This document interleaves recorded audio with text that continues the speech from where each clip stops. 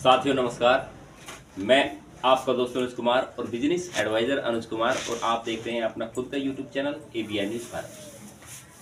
साथियों, आज की जो खबर है या आज की जो वीडियो है वो बहुत स्पेशल और निर्णायक साबित होने वाली है। जैसे कि आप सभी जानते हैं, पुरानी पेंशन योजना के लिए हमने जितने भी धरना प्रदर्शन किए हैं या जहां तक भी अपनी आवाज़ उठाने का प्रयास किया है, तो वो सभी मूवमेंट जो थे या सभी के सभी वो स्थान आज तक गवाह है इस चीज़ के लिए कि जो कर्मचारियों ने अपने लिए आवाज़ उठाई है या आवाज़ उठाने का प्रयास या प्रयत्न किया है, तो वो कहीं ना कहीं स्पेशल और निर्णायक साबित हुआ है। जैसे कि आप सभी जानते हैं, 2023 में हमने ऐसी सिचुएशन देखी जिसमें कि जब धरना प्रदर्शन कर्मचारी करने के लिए तैयार थे, उस समय पर जो था वो बिल्कुल लॉकडाउन वाली स्थिति तैयार थी। यानी कि उस समय पर ना तो ट्रेन चलेगी, ना बसों का संचालन बंद रहेगा, वाहन कोई नहीं चलेगा। लेकिन कर्मचारी वर्ग ने उस समय भी अपना जो है एकजुटता दिखाई है।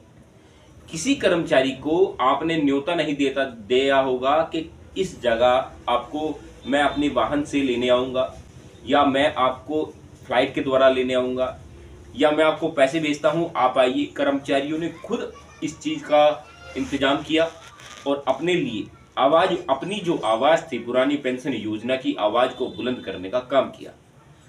तो इस देश में ऐसी स्थिति पैदा हो गई कि पुरानी पेंशन योजना के बारे में जो बात करेगा वो हमारा कट्टर विरोधी है, क्योंकि केंद्र की सरकार नहीं चाहती कि पुरानी पेंशन योजना आप लोगों को दी जाए। उनका सीधा सीधा टारगेट है कि हम जो है केवल और केवल NPS पे फोकस करेंगे। आप पुरानी पेंशन योजना के बारे में जिक्र ना करें।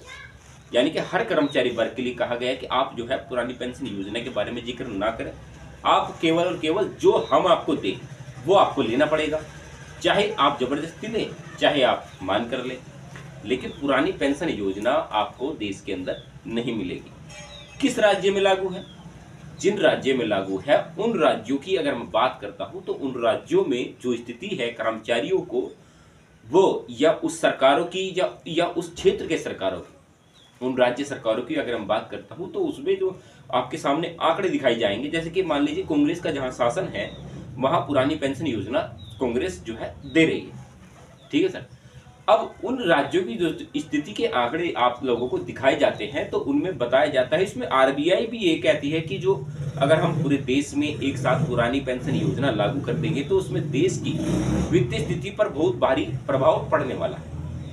यानी कि अगर हम पूरे देश में एक साथ पुरानी पेंशन योजना लागू कर देंगे तो हमारा जो देश है वो अब की इकोनॉमी से, यानी कि 5th नंबर पर हमारी इकोनॉमी है, तो वो घटकर 10वें नंबर पर आ जाएगा। यानी कि जो हमारे पैसे की वैल्यू है वो कहीं ना कहीं घट जाएगी। और इसे उभरने के लिए हमने केवल 3 साल लगाए हैं 7वें नंबर से और 5वें नंबर पर आने के लिए। यानी कि 2 पोजीशन हमारी आज इस सिचुएशन से अप पर है। लेकिन अगर हम पुरानी पेंशन योजना पूरे देश के लिए लागू करते हैं तो हमें जो है, जो RBI का रूल है या जो RBI कहती है कि 2024 आज चला है और 2060 तक का वक्त हमें बता दिया जाता है, चाहे 60 तक हम जिए ना जिए, तो 60 तक के लिए हमें वक्त दे दिया जाता है कि इसको उभरने के लिए कर्मचारी वर्ग को या पूरे देश को 2060 तक का वक्त लगेगा। अब मैं आपसे एक बातें करना चाहता हूं, या जो मेरे मन में सवाल है या कर्मचारियों को जो सवाल उठता है वो शायद मैंने आपको बताना जरूरी समझा है। क्यों? क्योंकि आप एक बात बताइए, जैसे कि आप मान लीजिए आपका जो NPS के तहत जो पेंशन का पैसा कटता है वो कितना कटता है? 10%। अब उसके ऊपर सरकार जो आपको पैसा प्रोवाइड करती है वो कितना है? 14%। यानी कि टोटल मिलाकर 24% हो गया।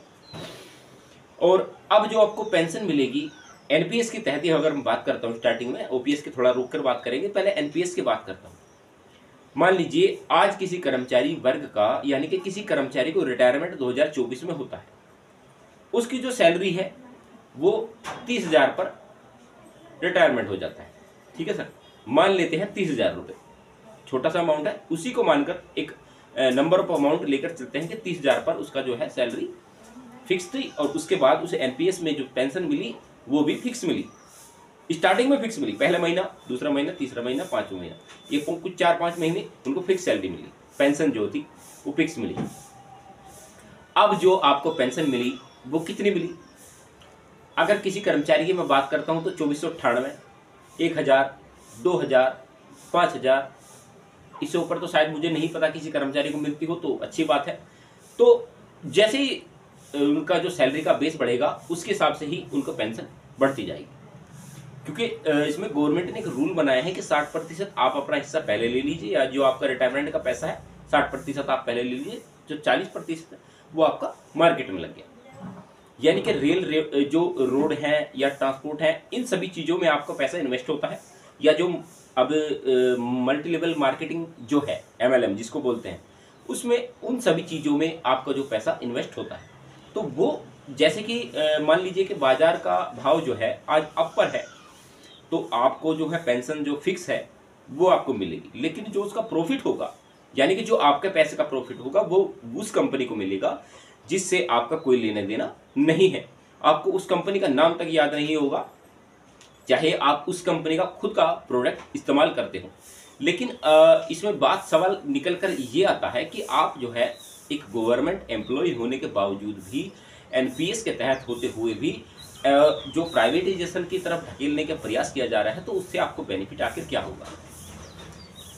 सीधा सिंपल ये तरीका है कि 24% जो आपका 10% आपने दिया, 14% गवर्नमेंट ने दिया, 24% आपका हो गया, तो 10% तो आपको ही रहने दो, और जो 14% गवर्नमेंट अपने पास से आपको देने का प्रयास करती है वो राशि आपको प्रोवाइड करवाए, चाहे उसमें पुरानी पेंशन योजना के दायरे में ही लेकर दे या NPS में आकर दे, कि जो पैसा है हम आपको वो आपकी पेंशन योजना में जोड़कर दे देंगे। तो इससे दो फायदे होंगे। एक तो बेनिफिट ये होगा कि जो बीच की जो एक श्रेणी है NPS को चलाने वाली, वो एक स्थिर हो जाएगी। अगर गवर्नमेंट को NPS भी चालू रखनी है तो उसके लिए भी मैं एक उपाय बता देता हूँ, अपनी ओपिनियन से बता देता हूँ कि जो गवर्नमेंट ने केवल सरकारी कर्मचारियों को हटा दिया जाए इस योजना से, केवल NPS से सरकारी कर्मचारियों को हटा दिया जाए, केवल प्राइवेटाइजेशन को इस चीज़ में रखा जाए, क्योंकि 2009 के बाद तो वो सभी के लिए लागू है NPS, तो तब भी गवर्नमेंट को कहीं ना कहीं प्रॉफिट होता रहेगा। क्योंकि इस देश के अंदर मान लीजिए केवल और केवल 30% लोग ऐसे हैं जो गवर्नमेंट जॉब करते हैं, बाकी 70% अगर जॉब की बात करता हूँ तो वो प्राइवेटाइजेशन के आधार पर होती है, यानी कि प्राइवेट लोग ही इसमें कंट्रीब्यूट कर पाते हैं। अब केवल 30% लोगों की बात करते हैं, 70% लोगों को छोड़ देते हैं। कारण मैं आपको अंत में बताने वाला हूँ, या इस वीडियो के बीच में बताने वाला हूँ। तो वो जो 30% लोग होंगे, यानी कि जो गवर्नमेंट एम्प्लॉइज हैं या मेरे पेंशन धारक भाई हैं, आज के समय की बात करता हूँ, तो 30% से ज़्यादा इस देश के अंदर नहीं है, चाहे आप किस प्रकार से मान लीजिए। अब वो जो आपका 14% यानी गवर्नमेंट का जो 14% पैसा है, वो उनकी पेंशन योजना या उनकी सैलरी में या फिर उनके DA में या हाउस रेंट अलाउंस में उनको मिलाकर देना शुरू किया जाए। तो इससे सरकार का भी समय बचेगा, पैसा बचेगा, सब कुछ बचेगा, और कर्मचारियों को कहीं ना कहीं बेनिफिट होने वाला है। ठीक है, एक तो ये फायदा हो गया। अब बात करते हैं NPS में जो 70% व्यक्ति बचे, यानी कि जो एम्प्लॉय बचे, वो प्राइवेटाइजेशन के आधार पर बचे, यानी कि प्राइवेट जो लोग हैं। इस NPS एक ऐसी स्कीम है जिसमें हर एक इंसान, चाहे वो जॉब करता हो या नहीं करता हो, वो इन्वेस्ट कर सकता है, और कर भी रहे हैं। बड़े से बड़े व्यापारी भी NPS के अंदर इन्वेस्ट करते हैं और अपना प्रॉफिट लेते रहते हैं। किस प्रकार से, ये एक बात मान लीजिए कि अब जो मैं आपको कोई स्कीम बताने का प्रयास करूं, तो एक आप इंश्योरेंस या बीमा ले लीजिए, तो वो NPS के अकॉर्डिंग होगा, क्योंकि अब RBI ने रूल किया है कि इसमें जो आप पैसा इन्वेस्ट करेंगे, तो उसमें जो आपका इन्वेस्ट होगा वो तकरीबन आप मान लीजिए कि 500 रुपये से स्टार्टिंग कर सकते हो और 1.5 लाख रुपये मंथली तक इसमें जमा कर सकते हैं। इस पर आपको कोई ब्याज, जो सभी ब्याज छूट है वो मिलती रहेंगी। उससे ऊपर जो आप इसमें पैसा इन्वेस्ट करेंगे तो उसके ऊपर आपको टैक्स देना होगा। तो एक तो ये बात होगी, तो उससे भी गवर्नमेंट को बेनिफिट हुआ। और कहीं ना कहीं बेनिफिट इस चीज़ का भी है कि जो आज चाहे इस देश का किसान हो, चाहे इस देश का एक बिजनेसमैन हो, हर कोई इंसान जो है एक NPS स्कीम में पैसा इन्वेस्ट करने के लिए तैयार है। तो इस सारी कैटेगरी की अगर हम बात करते हैं, तो कहीं ना कहीं कर्मचारी वर्ग को जो हम एक तरफा रखे हुए हैं कि सभी को एक सुर में लेकर चलें, तो ये अच्छी बात नहीं है। तो मैं अपनी तरफ से भी ओपिनियन यही देना चाहता हूं कि आप जो है एक कर्मचारी वर्ग को एक साथ आना पड़ेगा, और ऐसे चैनल को आपको सपोर्ट करना पड़ेगा, या उस इंसान को आप सपोर्ट कीजिए जो आपके बारे में आवाज़ उठाता हो या आपके बारे में जिक्र और अपनी बातों में आपका जिक्र करता हो। आप कैसे भी YouTube चैनल उठाकर देख लीजिए, या जो आज मेन स्थिति है पुरानी पेंशन योजना को लेकर, वो आप सभी जानते हैं कि हमने जो धरना प्रदर्शन 2023 में भी किया है, उसको लेकर क्या संभावनाएं उस समय थी। 2023 की अगर हम बात करते हो, अब 2024 चला हुआ है, 2024 में जो संभावनाएं हमारे साथ मौजूदा स्थिति में है, मैं उन्हीं के बारे में जिक्र कर रहा हूँ और उन्हीं योजनाओं के बारे में आपको बता रहा हूँ जिस चीज़ के बारे में आपको पता है। लेकिन बताने का तरीका मेरा थोड़ा चेंज है, क्योंकि हर कर्मचारी वर्ग ने आवाज़ उठाई है कि वोट फॉर ओपीएस। अगर मेरे वीडियोस के कमेंट्स अगर आप देखेंगे तो इसमें एक आवाज़ जरूर निकलती है कि वोट फॉर ओपीएस, यानी कि कर्मचारियों का मानना है, मिथ है, 20 साल बाद भी कर्मचारी इसकी आवाज़ लगातार उठाते जा रहे हैं कि पुरानी पेंशन योजना हमें मिलनी चाहिए। अब इसमें गवर्नमेंट जो कहती है वो केवल एक ही सुर में बोलते हैं, चाहे इसमें केंद्र की सरकार हो, चाहे अपोजिट यानी कि विपक्ष की सरकार हो। अब जो जैसे ही इसका लोकसभा चुनाव का निर्णय साबित होगा, उसके बाद जो सरकार आएगी, ये किसी को नहीं पता कि किसकी सरकार बनने वाली है और कौन सरकार में इस समय पर मौजूदा रहने वाला है। लेकिन कर्मचारी वर्ग जो है अपनी आवाज़ को दबने नहीं देंगे और वो हर संभव प्रयास करेंगे जिसके तहत जो है आपको पुरानी पेंशन योजना के लिए आवाज़ उठानी पड़े। और मैं आपका हमेशा साथ देने के लिए तत्पर रहूँगा। अब अपना बस केवल विश्वास और साथ इस चैनल के लिए बनाए रखना, क्योंकि मुझे आप ही से आस है और आप ही लोग वो हैं जो कि अपनी आवाज़ को बुलंद करना जानते हैं।